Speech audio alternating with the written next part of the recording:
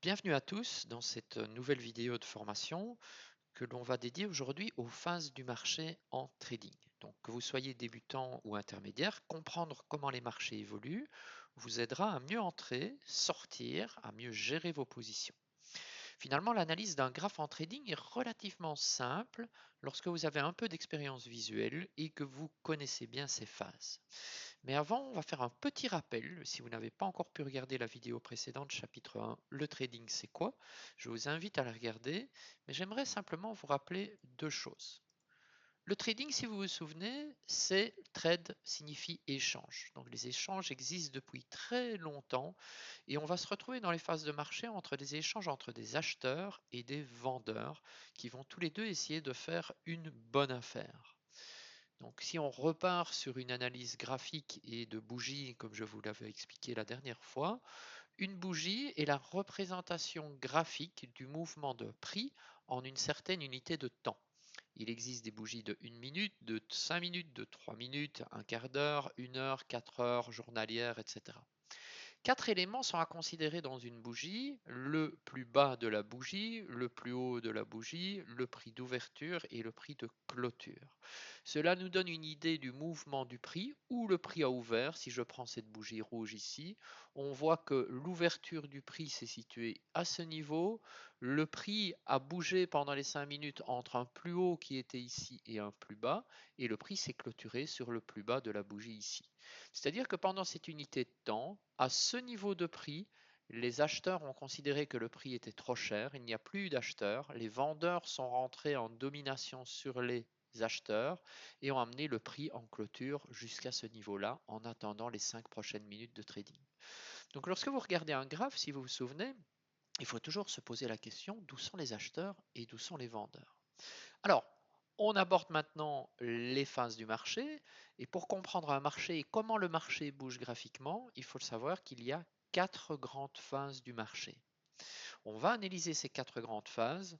On va voir la différence entre ce que l'on appelle une tendance et un range. On va parler de phase d'accumulation, de distribution. Pardon, c'est les aléas du direct. Mais ne vous tracassez pas, des mots qui semblent compliqués. J'espère qu'au bout de cette vidéo qui durera à peu près une quinzaine de minutes, vous aurez un peu plus de connaissances et vous pourrez reconnaître ces phases un peu plus facilement. Avec des illustrations naturellement claires, et nous passerons sur les graphiques pour essayer d'interpréter un graphique qui n'est pas un graphique de cours, mais qui est un vrai graphique de bourse. Allez, c'est parti, on y va. Les quatre phases du marché. Il faut savoir que le marché en bourse évolue toujours de façon cyclique. On va rencontrer quatre phases. La phase d'accumulation, la phase de tendance, tendance ici haussière ou tendance baissière, et une phase de distribution. Sur le principe, qu'est-ce qui se passe? Lorsque le marché a considéré que le prix était revenu assez bas, le prix étant devenu assez bas, ça devient, si vous vous souvenez, un prix très intéressant pour les acheteurs pour pouvoir acheter à ce prix.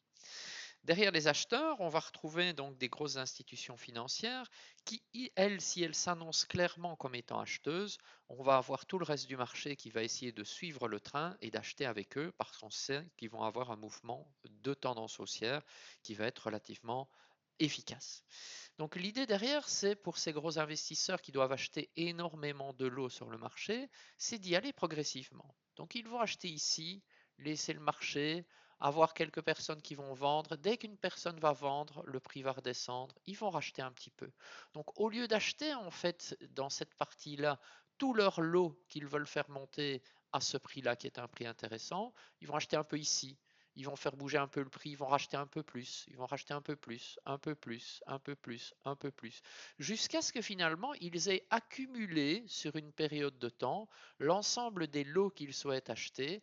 Et là, lorsqu'ils auront acheté tous leurs lots, il n'y aura plus d'acheteurs pour acheter les lots vendeurs, donc plus de contrepartie, le marché va décaler dans ce qu'on appelle une phase de tendance haussière. Lorsque le prix va arriver au prix qui est souhaité par les acheteurs, parce que les acheteurs en fin de journée souhaitent faire un bénéfice pour leurs clients ou pour leur compte propre, eh bien qu'est-ce qu'on va constater? On va constater que le prix va atteindre un maximum, c'est-à-dire que les acheteurs sont là et là il n'y a plus que des vendeurs. Les institutions vont commencer à vendre leur lot puisqu'ils ont fait le bénéfice qui était souhaité. Donc, s'ils, de la même manière que pour la phase de l'accumulation, ils souhaitent vendre tout leur lot d'un coup, eh bien, on va avoir un gros mouvement de vente et tout le monde va essayer de suivre ce mouvement. Donc, ils doivent se faire très discrets. Donc, ils vont commencer à vendre un petit peu ici, vendre un petit peu là, attendre que le prix remonte, qu'il y ait toujours des acheteurs qui sont convaincus que le marché, eux, va repartir. On va avoir encore un peu de vente, encore un peu de vente, et ils vont, d'une certaine manière, accumuler des positions de vente, mais on n'appelle plus ça une accumulation, puisqu'on appelle ça maintenant une distribution. Pourquoi? On accumule des positions pour faire monter le marché et on distribue notre point de sortir pour récupérer nos bénéfices. Une fois que le vendeur à ce moment-là a vendu tout ce qu'il fallait, les acheteurs ne sont plus prêts à monter, donc qu'est-ce que le marché va faire? Le marché va descendre, on va se retrouver dans une tendance baissière jusqu'à obtenir un nouveau prix qui est un prix intéressant pour les acheteurs. Et là, on va se retrouver dans la même situation. Les acheteurs vont recommencer à accumuler des achats de façon discrète pour pouvoir pousser le marché vers le haut avant de recommencer une phase de distribution. Donc, 4 phases de marché. L'accumulation, les acheteurs investissent de façon discrète sur des prix qui sont intéressants pour eux, jusqu'à ce que le marché explose. On a alors là une tendance haussière. On a la distribution, la vente des lots de façon discrète également. On va avoir une tendance baissière et de nouveau une accumulation. Ce qui est intéressant à regarder, c'est que lorsque l'on regarde ce graphique, on va avoir deux mouvements principaux. Si vous regardez, on va avoir ce qu'on appelle la tendance et on va avoir ce qu'on appelle un range. La tendance, c'est effectivement le marché va dans un sens et si vous vouliez tracer une ligne droite ici, vous verrez que le marché va dans un sens, il ne revient pas sur sa même position, il est parti, il démarre à un certain niveau de prix, il va arriver à un autre niveau de prix. Certes avec des mouvements un petit peu achat-vente, achat-vente, achat-vente, mais là on a une tendance très claire du marché. Si on regarde ce mouvement-ci, on va avoir effectivement également une tendance qui est directionnelle baissière. Le prix va d'un niveau de prix à un autre niveau de prix. Le range, lui, c'est un mouvement horizontal qui n'a pas de décision très claire. Donc le prix varie entre un prix ici et un prix là, mais vous voyez que le prix ne monte pas, ne descend pas, il reste dans une position horizontale. Une tendance va se reconnaître par des creux et des sommets. Si vous regardez, on va avoir le marché qui monte, qui retrace, qui monte, qui retrace, qui monte, qui retrace, etc. Tandis que ici dans un range, on va avoir un prix qui est bloqué entre deux niveaux, ce qu'on appelle le niveau supérieur qui est une résistance. La résistance, c'est-à-dire que le prix ne veut pas monter au-dessus de cette résistance, le prix résiste, et le prix support, le prix ne veut pas descendre en dessous de ce support. Donc le prix est coincé dans un range entre une résistance supérieure et un prix et un support inférieur. J'espère que ces 2-3 idées ici de phase vont vous donner un peu plus d'informations. Alors, je vais avancer un peu sur la présentation des slides. Donc, répétez cette partie tendance vers range. Tendance, on a un mouvement directionnel, on a des creux et des sommets progressifs. Les ranges, ce sont des prix stables entre support et résistance. Donc, l'idée du trading, lorsque vous allez analyser quelques graphiques pour commencer, sans rentrer en position, vous allez essayer d'estimer et d'évaluer où se trouvent les ranges et où se trouvent les tendances. Et notre trading va être de consister à se dire, on va essayer d'évaluer où est le range parce qu'à un moment ou à un autre, le range va être cassé par le dessus ou par le dessous, par une tendance. Et c'est ce mouvement de tendance qui est intéressant à prendre en trading. On va essayer d'anticiper les changements et voir exactement comment on va pouvoir rentrer sur le marché. Alors la phase d'accumulation, comme je l'ai expliqué, c'est après une chute du marché, les institutionnels vont acheter discrètement. Le volume d'achat va commencer à augmenter à la hausse jusqu'à cette cassure haussière. C'est le début d'un potentiel mouvement de tendance. La phase de distribution, je le répète, donc après une hausse prolongée, les institutionnels vont faire leurs bénéfices, ils vont vendre progressivement, le volume va augmenter sur ces niveaux, sur ces baisses, jusqu'à avoir une cassure baissière, le début d'une tendance baissière. Les stratégies, je vais y revenir, mais je voulais passer simplement sur un graphe réel pour essayer d'évaluer avec vous, de regarder, d'habituer vos yeux à repérer où se trouve une tendance haussière et une tendance baissière. Là, je viens prendre un graphique. Chaque bougie représente 1 heure Donc chaque bougie représente une unité de temps. Donc je répète, le prix ici est en bougie rouge, le marché a ouvert à ce prix, le marché a oscillé entre un plus haut et un plus bas pour clôturer sur ce niveau de prix ici. Cette bougie bleue, c'est une bougie haussière, donc le marché a ouvert sur le bas de la bougie haussière, le prix a varié et a oscillé jusqu'à son plus haut. Vous voyez que le plus bas du prix est confondu avec son ouverture, donc ça veut dire qu'il y a eu une tendance assez forte et le prix a clôturé ici. Maintenant, essayons de repérer un peu ensemble où sont les phases de tendance et où sont les phases de range. Donc je vais déjà partir sur cette unité de temps en partant d'heure. Donc ici, on est entre le 13 du 5 à 16 heures jusqu'au 15 du 5 à 15 heures. Et je vais pouvoir tracer mes fameuses deux lignes pour essayer d'imaginer si je me retrouve dans un range ou dans une tendance. Alors si vous regardez, je vais tracer cette ligne et je vais encore tracer une ici. Lorsque le prix est monté, on a eu une tendance haussière. Le prix est arrivé et a varié principalement entre 5925,75 et 5895 avec ce qu'on appelle des petits excès. Il est sorti légèrement du prix. Donc entre ces deux zones de prix, vous avez ce qu'on appelle un range. Ce range, le prix n'a pas varié, il est resté horizontal entre deux bornes. La question que l'on doit se poser, c'est à la sortie du range, le prix doit absolument bouger puisque le marché bouge en permanence. La question qu'on va se poser, c'est est-ce que le prix va sortir et casser par le dessus ou est-ce que le prix va sortir par le dessous?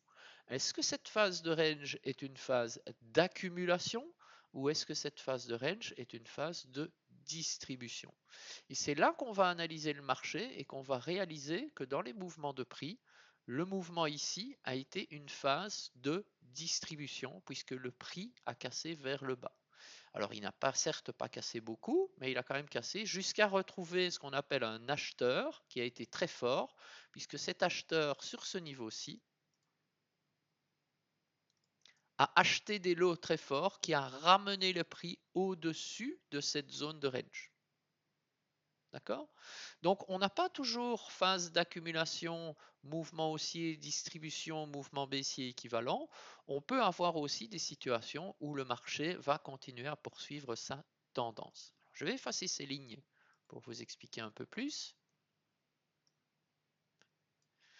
Prenons l'exemple de ce mouvement-ci entre le 9 du 5 à 20 heures et le 13 du 5 à 21 heures.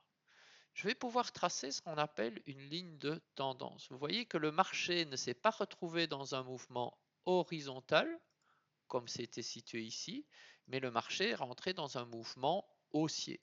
On peut tracer des lignes facilement sur un graphique entre les plus hauts et les plus bas, et on va constater, si je le trace comme ceci, qu'on est dans un canal haussier.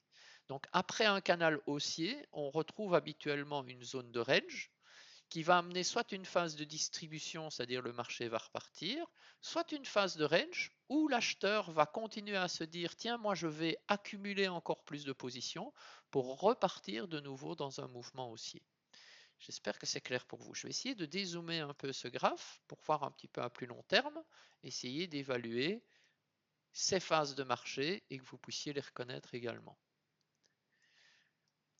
Donc si je regarde un graphe, vous devez pouvoir estimer est-ce que le marché va dans une tendance, est unidirectionnel, ou le marché oscille-t-il entre un support et une résistance? Je prends cette situation-là, donc ici nous nous retrouvons le 16 du 1 2025 jusqu'au 24 du 2 2025, et vous constatez que le prix n'a pas bougé entre une zone plus haute, une zone plus basse, on peut la dessiner différemment. Donc le prix est venu en fait monter, a été rejeté, donc il y a eu une résistance. Ensuite, il y a eu en fait au tout départ de ce range un support qui était plutôt à ce niveau-là. Le prix est remonté, le prix est revenu, le prix est remonté, le prix est revenu. Alors après, on peut toujours dessiner des nouvelles résistances et des nouveaux supports hein, sur des zones de prix qui ont été travaillées. Mais si vous regardez principalement, si j'efface cette ligne-là, le prix a bougé entre le 15 du 1 et le 27 du 1 dans un range qui peut être donc soit une phase d'accumulation ou une phase de distribution.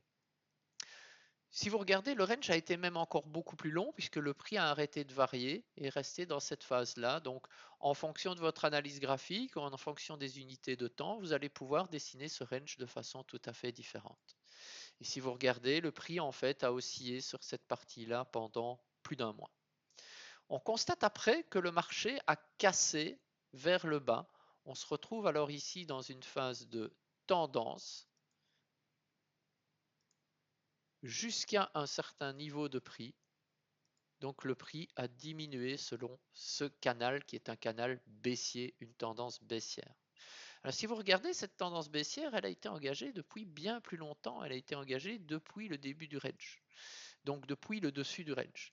Et c'est ces phases que je vais vous demander d'essayer d'analyser, de regarder, donc d'ouvrir n'importe quel graphe de bourse. Vous pouvez aller sur Yahoo Finance, vous allez pouvoir aller sur Investing et essayer de changer les unités de temps pour essayer d'identifier où vous pouvez vous retrouver avec des zones de range d'accumulation, peu importe l'unité de temps que vous allez choisir. On va passer en un graphe daily. Donc en un graphe daily, chaque unité de temps représente une journée. Ah bah écoutez, j'étais déjà sur ce graphe, donc je vais effacer ces lignes. Je vais repasser éventuellement sur 15 minutes. Donc le graphe que vous voyez maintenant correspond, chaque bougie représente 15 minutes. Et on va essayer d'évaluer où se trouvent les zones de range et où se trouvent les zones de tendance. Si vous regardez, on retrouve un peu le même graphe que tout à l'heure. Ici, je vais pouvoir analyser, vous tracer des lignes facilement, que le marché est rentré dans un range entre ces deux prix avant d'avoir un mouvement qui est un mouvement haussier, une cassure haussière du marché. Donc là, nous avons eu une phase d'accumulation puisque les acheteurs ont considéré que ce prix était un prix intéressant. Là, il n'y a eu que des acheteurs, que des acheteurs, que des acheteurs et que des acheteurs. Là, on a rencontré des vendeurs, des vendeurs, des vendeurs. Et à ce moment-là, lorsque le prix a cassé, ça veut dire que les acheteurs ont été plus forts que les vendeurs. Il n'y a plus assez de vendeurs que pour ramener le prix vers le bas. Donc typiquement, c'est une position d'entrée qui est excellente pour pouvoir accompagner ce mouvement et accompagner cette tendance haussière jusqu'à une prochaine phase. On va essayer de retrouver une autre zone éventuellement sur ce graphique. On était fort en tendance, mais écoutez, voilà. Je vais tracer ici mon mouvement de prix. Vous voyez que le prix a oscillé entre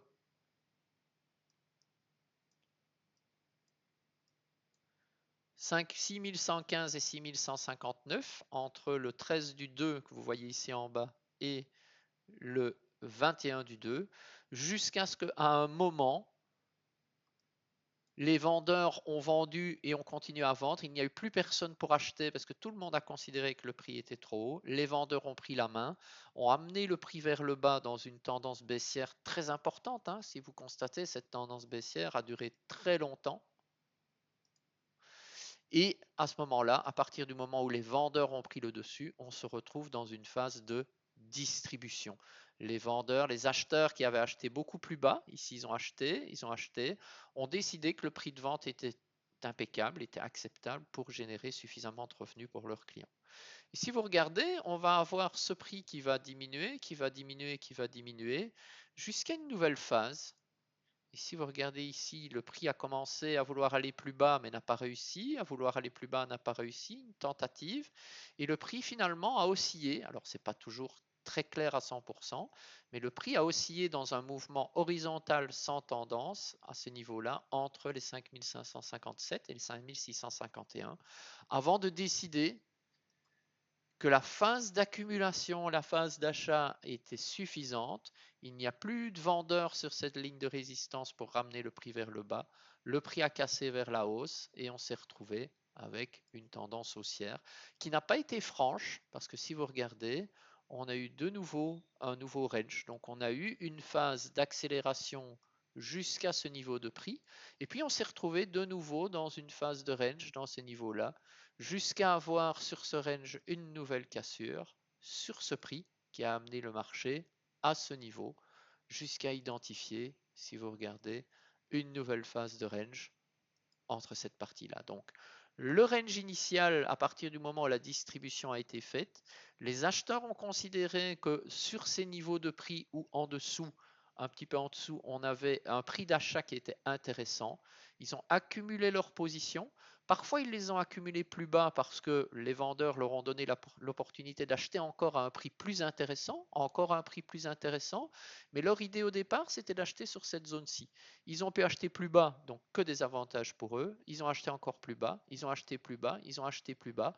Et lorsqu'ils ont acheté suffisamment de lots, regardez, ils ont racheté les derniers lots sur le niveau de prix initial, ils ont amené le marché. Là, il n'y a plus eu de vendeurs et les acheteurs ont cassé le prix pour amener à ce niveau-là.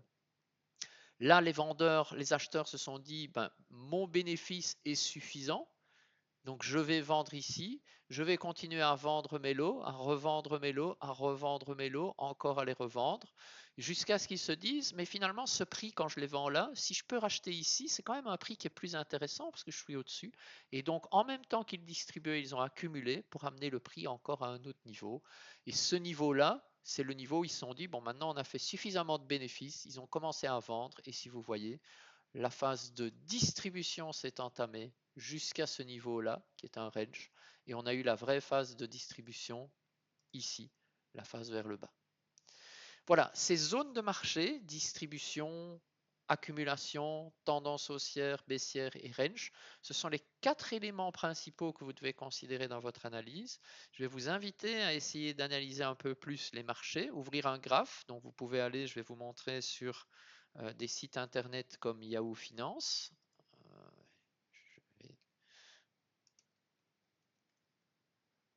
Yahoo Finance, voilà, on va regarder ça ensemble. Vous pouvez faire une recherche sur un stock. Par exemple, on va chercher Tesla.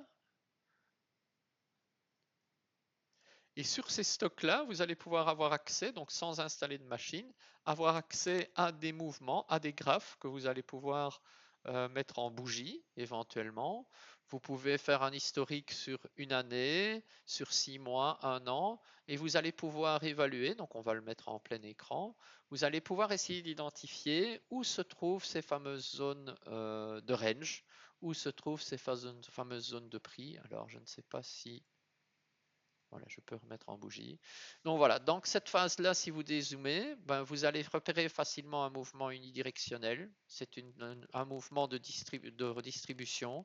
Un mouvement ici où le prix n'a pas bougé de façon horizontale entre ces deux niveaux de prix. Et estimer où se trouve le range, où se trouve la tendance et surtout où se trouve la cassure du range. Parce que comme je vous l'ai expliqué, ce qui est important et ce qui est intéressant, c'est d'identifier le range et surtout d'identifier à partir de quand, je vais essayer de zoomer, le marché va casser ce range.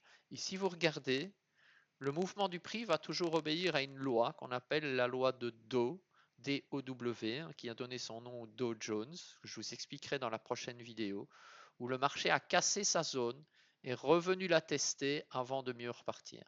Et lorsque vous avez un mouvement qui casse une zone, qui vient retester et repartir, c'est typiquement un bon signal pour prendre un mouvement ici dans ce cas-là haussier, car la tendance est toujours votre ami. Si vous constatez, on va reprendre le range ici entre cette zone-ci et cette zone-là. On va regarder comment le marché s'est comporté. Le prix s'est retrouvé dans un range. On ne sait pas exactement au départ si on est dans une phase d'accumulation ou de distribution. Et si vous regardez, le prix a cassé, est revenu tester sa zone une première fois, une deuxième fois, une troisième fois, une quatrième fois, avant de confirmer un mouvement baissier qui est vu par 3 belles bougies rouges. Et si vous étiez rentré à ce niveau-là, vous auriez accompagné le mouvement sur toute cette longueur-ci, ou peut-être un peu plus loin, jusqu'à la création d'un nouveau range, et vous auriez fait un trade magnifique. Voilà, je pense que je suis arrivé au bout de cette première présentation sur les phases de marché. Je vais vous inviter vraiment à essayer de la pratique, donc d'aller sur les sites. La prochaine vidéo, on va aborder un petit peu plus la loi de Dow. et comment repérer sur les graphiques des points d'entrée, des points de cassure et éviter des pièges qui sont les fausses cassures de range dans lesquelles il y a énormément de pièges sur les marchés. Je vous donnerai des indices pour pouvoir, sur base d'une analyse graphique, attendre réellement une confirmation efficace avant de rentrer et essayer de prendre une tendance haussière ou une tendance baissière. Si vous avez aimé cette vidéo, n'hésitez pas à cliquer sur le petit bouton like ou si vous ne l'avez pas aimé, cliquez un like. Si vous avez des suggestions ou des questions, n'hésitez pas à les poster en message privé sur YouTube. Cette vidéo sera postée sur la chaîne Palama Trading, sur la page Palama Trading sur Facebook également et dans le groupe de support. Donc je vous invite à rejoindre ce groupe également. Je vous souhaite une excellente journée et je vous donne rendez-vous pour la prochaine vidéo. À bientôt.